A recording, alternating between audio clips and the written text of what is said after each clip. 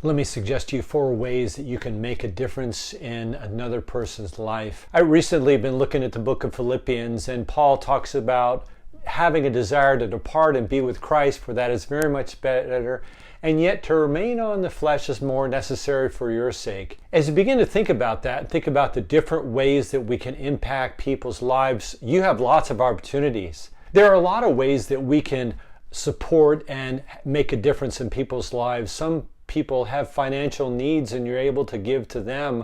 I know Compassion's one such organization where you could give to meet the needs of children around the world. There's also a number of people that have emotional needs. They need a friend, they need somebody to support them and encourage them. You have a lot of needs in the lives of the people around you, just to serve them in different ways by using your own gifts and abilities. If you're encouraged by the content, I would ask you to subscribe to the channel.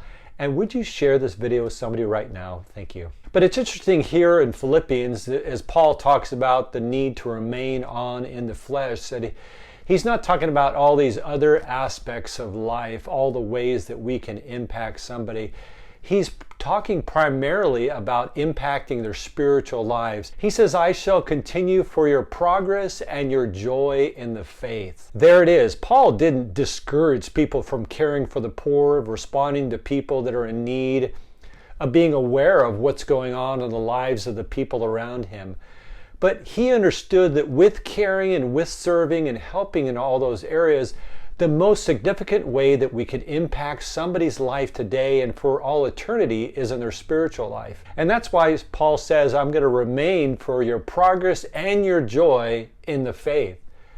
Paul wanted to encourage the Philippians, and he wants to encourage us, and I want to encourage you to have progress in the faith, to grow in your faith, to move away from being a child to becoming a spiritual father, and to grow into maturity, and to have joy with that. That's what Paul says there, that in the midst of our faith and our growth, there is great joy in knowing Christ, in knowing his truth, and seeing how much of a treasure he is. So let me suggest to you 4 ways that you can impact other people's lives for their progress and joy in the faith. The first way is to pray for them. This is so important for me with my children and my grandchildren, my wife, that I am constantly praying for them, lifting them up before the Father, because God is able to work in their heart. God is able to teach them. God is able to reveal things to them, put them in situations where they will grow. And so the first thing that you need to do is just lift them up in prayer. How many times does Paul do that, such as in the book of Philippians, as he does in the book of Ephesians,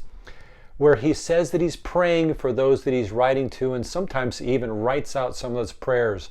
Prayers is an effective means of having an impact. The second way that you can have an impact on somebody's progress and joy in the faith is by your example. As you live out that godly example of what it means to be a follower of Jesus Christ with integrity, making the right choices, setting the right priorities, and living a life of passion for the Lord, you're going to be an inspiration to those around you. Other people need to see that modeled out in the life of a believer.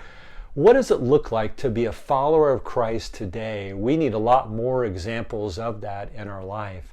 The third way that you can be an encouragement to somebody for their progress and joy in the faith is by the way that you counsel them and teach them. When you're with them, it's so important for you to share God's word with them, to remind them of God's truth, to refresh them with God's truth, to help them to stay on track, and not only just stay on track, but to grow in their faith. There are so many things early in my faith that I didn't understand, but I had older guys come alongside me to teach me, to give me counsel, to help me along the way on the direction of purity and maturity. Hey, and the fourth way that you can be an encouragement to those around you for their progress and joy in the faith is through that accountability and that coaching. This is so important that we just don't relay information to somebody, but that we are there as a coach. We meet with them, we mentor them, we disciple them, we encourage them, we challenge them at times, we correct them at times, all because we love them and we want them to grow in the faith. My encouragement for you is to maybe pick out a few people. Maybe it's your spouse, maybe it's your children or grandchildren. And think about this. How am I going to encourage them for their progress and joy in the faith? God bless.